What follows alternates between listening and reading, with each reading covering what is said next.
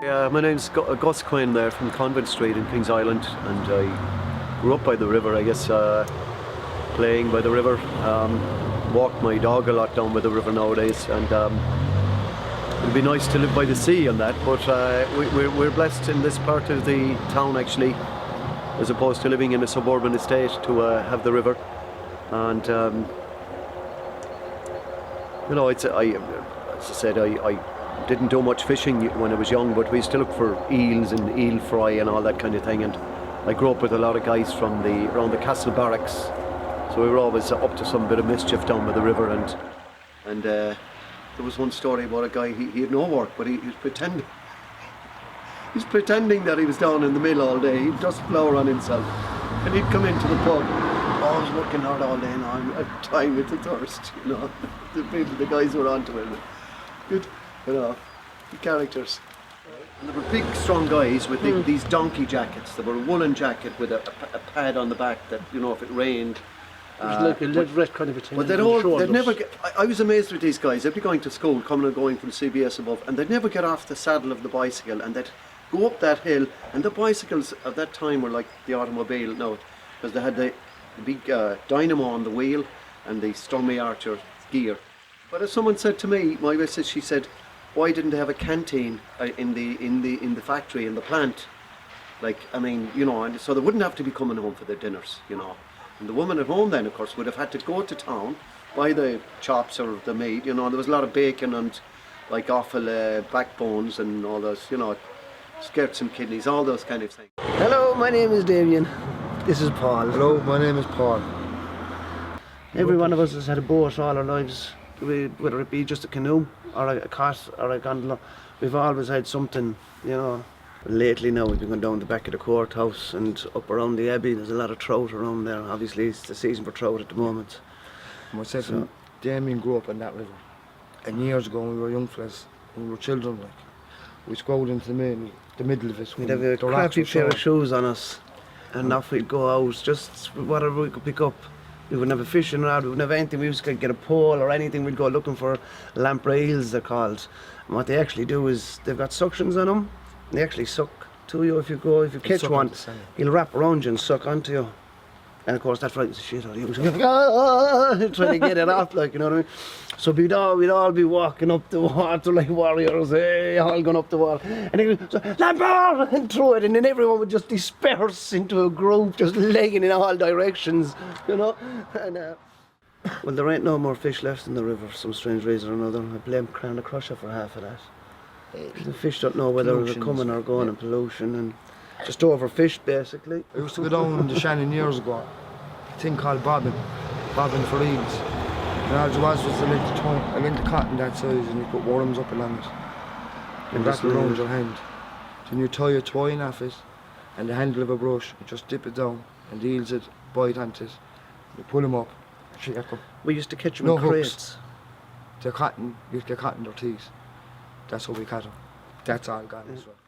You know, there was a thing called eel fries. You can't even get them now. We used to go get thousands of them. They're little baby eels, like, and you'd have thousands of them. You just lift a rock and you just try to scoop them into the thing. There'd be just thousands of them. You don't see them anymore, you know, it's sad. It's one of the best rivers in Ireland. It was one of the best. It's destroyed for fishing. Hello, my name is Emmanuel Jackson. I'm actually living in Nicholas Street, and I've been on the river most of my life, and I enjoy it, and it's a great pastime. Well, I was always fishing, you know. So like, you did have to have money back then to actually buy a boat, or you did have to have the skill to actually make it, you know. And so eventually, like, we bought second-hand boats and actually, did them up, and then kind of got on a way. We went from little boats like that to 20-foot rowing boats, now to cabin boats with engines.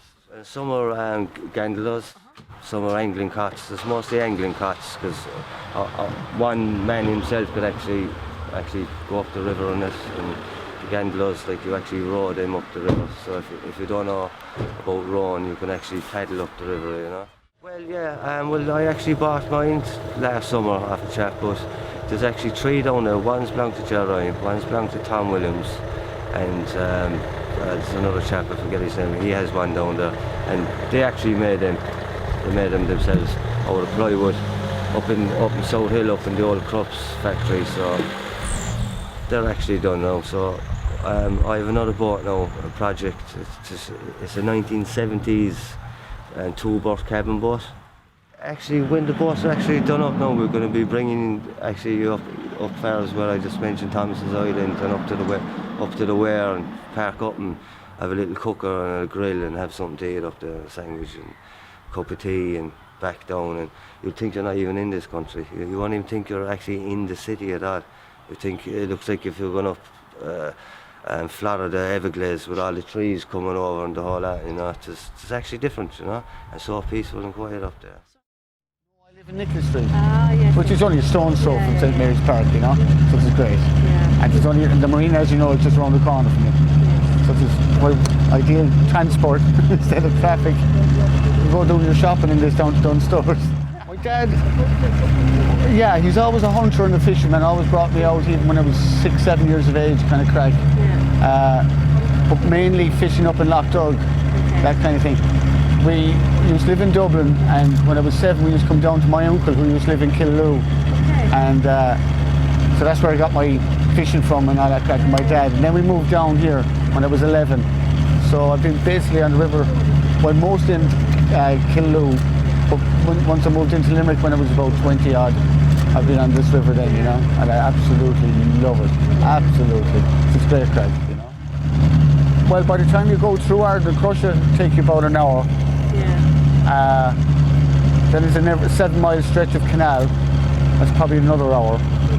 And then there's another 4 or 5 from the O'Brien's Bridge Dam to Killaloe, which is probably 45 minutes. So maybe from here, maybe 4 or 5 hours from here to Killaloe.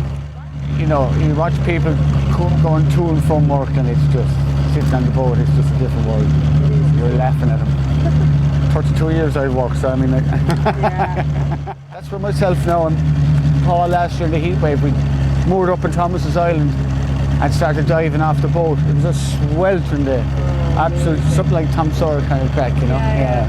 Great crack. You could hang out there all day then. And then we were up here actually. Bruce Springsteen was playing in Thomond Park, and we could hear him out here. So we got a free concert on the island.